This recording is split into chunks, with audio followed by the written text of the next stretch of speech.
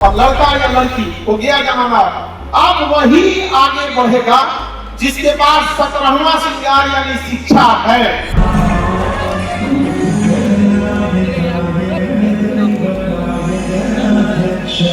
गया एक नया अध्याय लिखेगा और गया में हेल्थ का बेटर फैसिलिटी उपलब्ध होगा।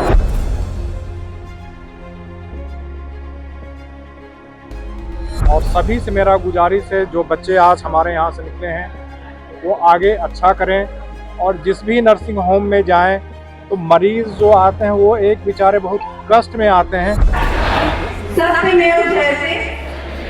भारत के जाने माने शिक्षक खान सर कल बिहार के गया जी में आए हुए थे। मगध ग्रुप ऑफ एजुकेशन के द्वारा दूसरे दीक्षांत समारोह में एज ए चीफ गेस्ट मौजूद थे। साथ साथ खान सर जो कि एक मशहूर भारतीय शिक्षक हैं, मशहूर भारतीय एजुकेशनल यूट्यूबर हैं और उनका ख्याति पूरे देश भर में एक अलग तरह का पहचान बना हुआ है। खान सर को देखने के लिए गया जी में काफी भीड़ हो गई कि खान सर आए हुए हैं। साथ साथ इस कार्यक्रम में अत्रि के विधायक रोमित कुमार भी मौजूद थे।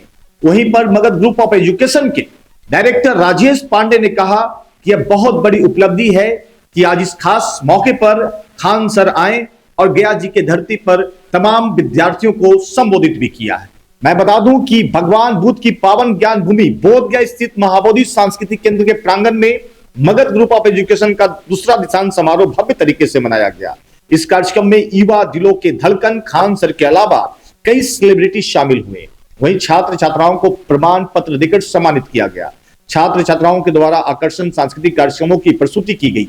इस मौके पर मगध ग्रुप ऑफ एजुकेशन के अध्यक्ष राजेश पांडे ने बताया कि आज दूसरा दीक्षांत समारोह बनाया गया जिसमें विभिन्न कॉलेजों के छात्र छात्राएं शामिल हुए।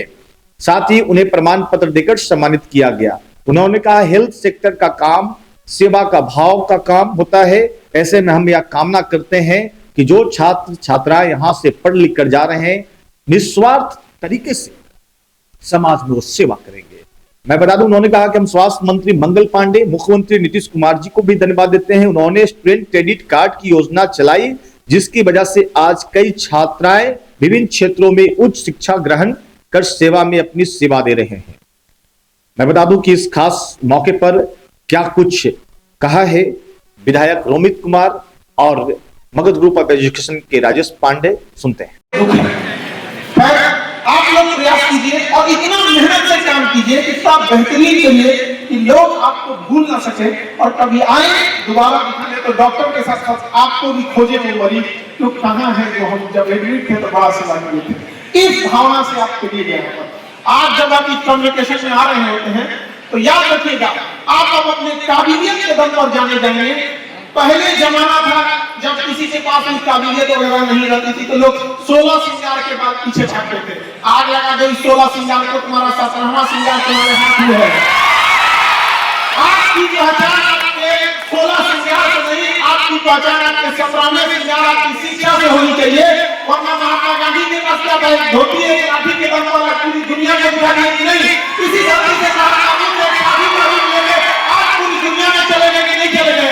तो ये मगध की धरती है, ये ज्ञान की धरती है। जब यहाँ से आए हैं तो खाली हाथ यहाँ से नहीं लौटिएगा। जब आप कहीं खड़े हो तो लोग आपकी काबिलियत को देखें। जब आप हॉस्पिटल में हो तो निगाहें उम्मीदों से देखें कि मेरे मरीज को, चाहे कोई भी रूम में मरीज भर्ती हो, बड़ा हो छोटा हो, उसे आप मौत के मुंह से निकाल के आते हैं। तो वो काबिलियत आपके अंदर होनी चाहिए। और आप जब यहाँ से जाए तो जिस हॉस्पिटल जिस मेडिकल कॉलेज जहाँ पे भी आप ड्यूटी करें तो वहाँ बैकबोन बनते रहें, ताकि जब आप ड्यूटी पे आए तो वहाँ के सारे लोगों को समझ आए कि भैया एक आदमी 4 आदमी के बराबर अकेले काम करता है। कामचोर का कहीं इलाज नहीं।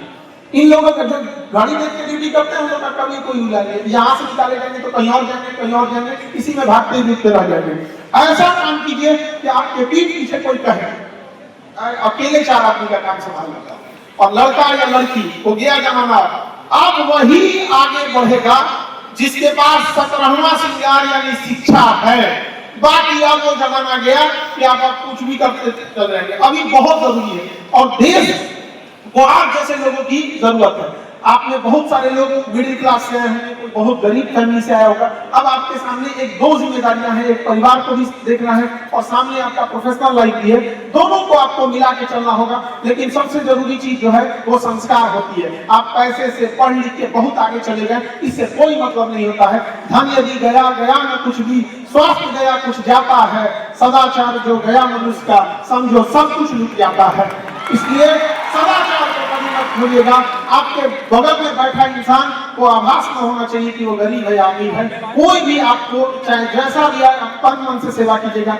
विद्यालयों में भी आपको यही शिक्षा दी गई होगी, यही सिखाया गया होगा कि जब आपके सामने कोई व्यक्ति आता है तो वो मुस्कुरा के जाना चाहिए। आए चाहे जैसे भी, उसको कभी भी उसकी हैसियत देख के उसके हिसाब से ट्रीट मत कीजिएगा। आप सोचिएगा मेरे सामने जो भी आया है उसको बेहतर ढंग से शिक्षा देनी है। यहाँ पर अभी हम देख रहे थे यहाँ पर कि जब कन्वोकेशन हो रहा था तो टॉपर्स के लिस्ट में बहुत सारी लड़कियां आ रही थी। इतना खुशी होता है कि लड़कियों ने उस बेड़ियों को काट दिया जब उनको केवल सुंदरता के हिसाब से देखा जाता था। अब उनको उनकी काबिलियत के हिसाब से देखा जाएगा, चाहे उनको किसी भी फील्ड में हो। और जिस तरह से लड़कियां टॉप कर रही हैं, हमको डर इस बात का लगता है कि आने वाले 25-30 साल में कहीं लड़कों को आरक्षण न देना पड़ जाए कि भैया बहुत आगे निकल गई से यहाँ पर। और ऐसे ही आगे बढ़िएगा। याद रखिए लड़की लोग, हम आप सबसे चाहते हैं कि हाथ फैलाना बंद करिए, अपने से छीनिए। अधिकार कभी मांगने से नहीं मिला है, छीन लेना पड़ता है। चाहे जैसे भी लीजिए, आजादी भी हमें भीख में नहीं ली थी, आजादी भी हम मांग के नहीं लिए थे, छीन के लिए थे आजादी। उसी तरह से आपको भी अपना हक आपको मिलेगा। और ये छीनने के लिए हथियार की जरूरत है, वो शिक्षा। दुनिया का कोई भी हथियार, इसमें गोली बंदूक खत्म हो जाती है। किसी भी बंदूक को देखिए, AK-47 देखिए, पिस्टल देखिए, उसकी गोलियां कुछ समय बाद खत्म हो जाती है। लेकिन शिक्षा एक ऐसा हथियार है जिसकी गोली कभी खत्म नहीं होगी और ये किसी मेटल डिटेक्टर में पता भी नहीं चलेगा, सीधे लेके अंदर दे चाहे जहां भी जा सकते हैं।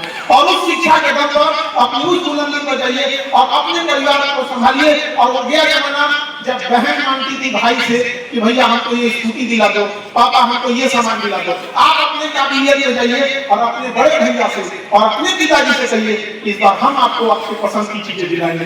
गया वो जमाना जब बेटियां केवल घर संभालती थी, अभी देश दुनिया सब संभालती है। और सबसे बड़ी चीज क्या है? मेडिकल इंडस्ट्री, जो हॉस्पिटल चलाते हैं। आज मगध ग्रुप ऑफ कॉलेज का यहाँ पर नर्सिंग जितने BSc, ANM, GNM सबका यहाँ पे दूसरे दीक्षांत समारोह के अवसर पर हम लोग यहाँ पे शामिल हुए थे, जिसमें कि आप देख सकते हैं कि हज़ारों के संख्या में बच्चों ने यहाँ अपना सर्टिफिकेट लिया। बच्चों में उत्साह था और उत्साह वर्धन करने के लिए खान सर, प्रिंस नेरुला और भी बहुत लोग यहाँ पर गेस्ट के रूप में मौजूद थे। खास करके मैं धन्यवाद देना चाहता हूँ राजेश पांडे जी और रेन देवी सेक्रेटरी मैडम का कि दोनों ने गया को एक तोहफा दिया है कि पहले गया शहर में कोई भी नर्सिंग कॉलेजेस की कमी थी, जिससे कि नर्सिंग स्टाफ्स अच्छे नहीं मिल पाते थे। लेकिन इन लोग दोनों के प्रयास ने गया को एक नया ऊंचाई दिया है। और ख़ास करके पिछले साल इन्होंने जो medical college, Mahabodhi medical college की स्थापना की, उससे भी बिहार को में गया को 4 चांद लगाने का इन्होंने काम किया है। और आने वाले समय में गया में और भी डॉक्टर्स की संख्या बढ़ेगी, जिससे कि लोगों को अच्छा इलाज हो सकेगा। तो एक पूरी टीम यहाँ पे खड़ी हो रही है गया में, नर्सिंग स्टाफ, डॉक्टर्स और पूरे एक टीम का, जिससे कि आने वाले समय में हेल्थ केयर सेक्टर में गया एक नया अध्याय लिखेगा और गया में हेल्थ का बेटर फैसिलिटी उपलब्ध होगा। तो इन्हीं सब कामना के साथ मैं उम्मीद करता हूं कि आने वाले समय में राजेश पांडे जी और उनकी पूरी टीम और भी अच्छे से काम करे और भी कॉलेजेस की स्थापना यहाँ हो, जिससे कि गया को और भी फ़ायदा मिलेगा। और गया एक सेंटर बन रहा है पूरे मगध में कि जिससे कि दूर दूर से बच्चे भी, मैंने अभी देखा कि हर जगह के बच्चे आके यहाँ पर पढ़ाई किए हैं, जिन्होंने आज अपना सर्टिफिकेट हासिल किया। तो पूरे मगध में गया इनके बदौलत एक सेंटर डेवलप कर रहा है हेल्थ सेक्टर में। धन्यवाद। एजुकेशन का सेकेंड दीक्षांत समारोह मनाया गया, जिसमें विवेकानंद पैरामेडिकल नर्सिंग कॉलेज गया, Magadh paramedical nursing institute Gaya, Magadh institute of higher education Gaya, Chanakya college of education Dulhin Bazar Patna, doctor Trishuldhari Pandey memorial college of education Nalanda. यहाँ के 21 और 25 के जो BSc नर्सिंग के छात्र छात्राएँ 240 स्टूडेंट को हमारे यहाँ से अभी ग्रेजुएट हुए हैं और उन्हें पास आउट सर्टिफिकेट आज प्रोवाइड कराया गया है। और जीएनएम के 180 स्टूडेंट को आज डॉक्यूमेंट प्रोवाइड कराया गया है और डी फार्मा के 60 स्टूडेंट, बैचलर इन फार्मेसी के 100 स्टूडेंट। मैं मानता हूँ कि हेल्थ सेक्टर जो है ये सेवा भाव का सेक्टर है और सभी से मेरा गुजारिश है जो बच्चे आज हमारे यहाँ से निकले हैं वो आगे अच्छा करें और जिस भी नर्सिंग होम में जाएं तो मरीज़ जो आते हैं वो एक बेचारे बहुत कष्ट में आते हैं, तो उनको ये चाहिए कि अच्छे से बात करें और आपके एक अच्छा व्यवहार से लोग का जो है आधा समस्या ऐसे ही दूर हो जाता है। आप बाहर चले जाएं, बिहार से आप बाहर जितने भी हॉस्पिटल्स में जाएंगे वहाँ नर्सेज इवन डॉक्टर्स भी बहुत अच्छे से बात करते हैं। उससे ये होता है कि भाई आधा तकलीफ ऐसे ही आदमी का कष्ट खत्म हो जाता है। वो चीज़ हमें बिहार में लाना है और वो चीज़ हम लोग लाने का कोशिश कर रहे हैं। कुछ कुछ हमें उसमें सफलता भी मिली है। इसमें अगर हम लोग देखें या तो बीते समय मतलब 2017 से पहले और अभी का जो समय है काफ़ी बदलाव आया है। इसमें माननीय मंत्री श्री मंगल पांडे जी का बहुत ही योगदान है और माननीय हमारे यशस्वी मुख्यमंत्री नीतीश कुमार जी का भी एक बड़ा योगदान है कि जिन्होंने स्टूडेंट क्रेडिट कार्ड ला करके बिहार के छात्र छात्राओं को उज्जवल भविष्य के लिए एक योजना लाया। जो पढ़ने वाले बच्चे हैं उसका लाभ उठा रहे हैं और अपना भविष्य बना रहे हैं।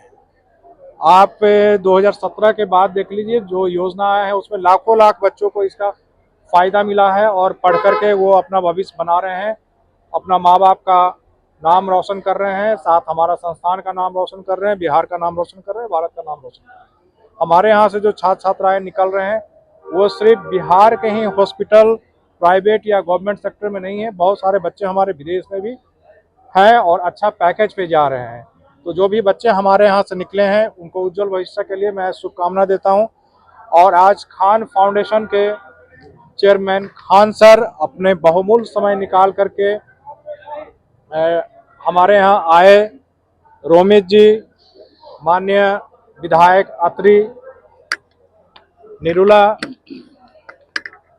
मैडम प्रिंस पटेल, ये सब सारे डॉक्टर जो बाहर से हमारे यहाँ Mahabodhi medical college and hospital में आप देखेंगे बहुत सारे डॉक्टर्स हमारे यहाँ बाहर से बहुत अच्छा काम कर रहे हैं और वो मरीज भी उनसे संतुष्ट है।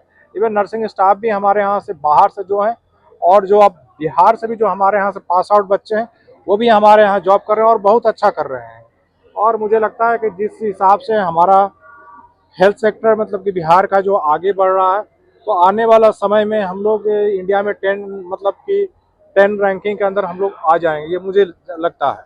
जिस हिसाब से गवर्नमेंट भी सपोर्ट कर रही है और यहाँ के लोग भी सपोर्ट कर रहे हैं, स्टूडेंट भी उस पर ध्यान लगा करके पढ़ रहे हैं और प्रैक्टिकल ट्रेनिंग कर रहे हैं, टीचिंग ले रहे हैं, तो अच्छा लग रहा है।